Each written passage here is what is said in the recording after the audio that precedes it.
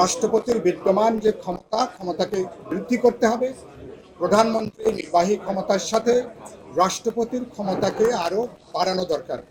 সরকারকে জবাবদিহিতার মধ্যে আনার জন্য আজকে বৈঠকটা অনেকখানি প্রাণবন্ত হয়েছে, খোলামেলা আলাপ আলোচনা হয়েছে, বোঝাপড়ার জায়গাটা অনেকখানি বাড়ছে।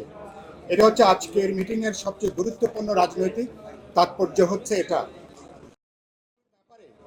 আমরা পরিষ্কার করে যে কথাটা বলেছি, রাষ্ট্রপতির বিদ্যমান যে ক্ষমতাকে বৃদ্ধি করতে হবে। প্রধানমন্ত্রী নির্বাহী ক্ষমতার সাথে রাষ্ট্রপতির ক্ষমতাকে আরও বাড়ানো দরকার। কোন কোন ক্ষেত্রে বাড়বে স্পেসিফিকভাবে কিছু প্রস্তাব এসছে। আমরা আগামী সপ্তাহে এটা আলোচনা করে এটাকে আমরা চূড়ান্ত করব। রাষ্ট্রপতি কিভাবে নির্বাচিত হবেন এ ব্যাপারটা আলোচনা হয়েছে। যদি বাইক্যামেরাল পার্লামেন্ট হয় তাহলে উচ্চ পরিষদের সদস্য এবং জাতীয় সংসদের ধরে নিচ্ছি যে 500 সদস্যরা এটাই একটা নির্বাচক মণ্ডলী হিসেবে কাজ করতে পারেন। এ ব্যাপারটা অনেকেই এ ব্যাপারে মতামত দিয়েছেন। আর একটু যদি আমরা আরেকটু বিস্তৃত করতে চাই তাহলে আমরা সকাল থেকে আমরা আলোচনা করেছি, তাহলে জেলা পরিষদ এবং সিটি কর্পোরেশনের এটাকে একটা ইউনিট ধরে তারাও এই নির্বাচক মণ্ডলীর মধ্যে ইলেকটোরাল কলেজে তারাও যুক্ত হবেন।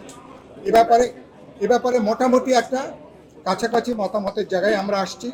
আগামী রোববার থেকে যে আলোচনা হবে আশা করি এ ব্যাপারে আমরা একটা মতৈক্যের জায়গা আসতে পারবো। 2 নম্বর হচ্ছে উচ্চ পরিষদের ব্যাপারে। এ ব্যাপারে সবাই আমরা একমত হয়েছি। পার্লামেন্টের নিম্নকক্ষের পাশাপাশি সরকারকে জবাবদিহিতার মধ্যে আনার জন্য, চেকস অ্যান্ড ব্যালেন্সের জন্য নিম্ন পরিষদ স্বেচ্ছাচারীভাবে যাতে কোনো সিদ্ধান্ত গ্রহণ করতে না পারে সে কারণের জন্য উচ্চ পরিষদে 100 সদস্য থাকবেন। সবাই আমরা একমত হয়েছি। এ ব্যাপারে আলোচনা হচ্ছে উচ্চ পরিষদ এটা সংখ্যানুপাতিক পদ্ধতিতে উচ্চ পরিষদের সদস্যরা নির্বাচিত হবেন কিনা, এটা বেশিরভাগ দল এ ব্যাপারে মতৈক্যের কথা জানিয়েছেন। আমরা আশা করি আগামী রোববারে আলোচনা হলে এ ব্যাপারেও আমরা একটা একক মতামতের জায়গায় আসতে পারবো।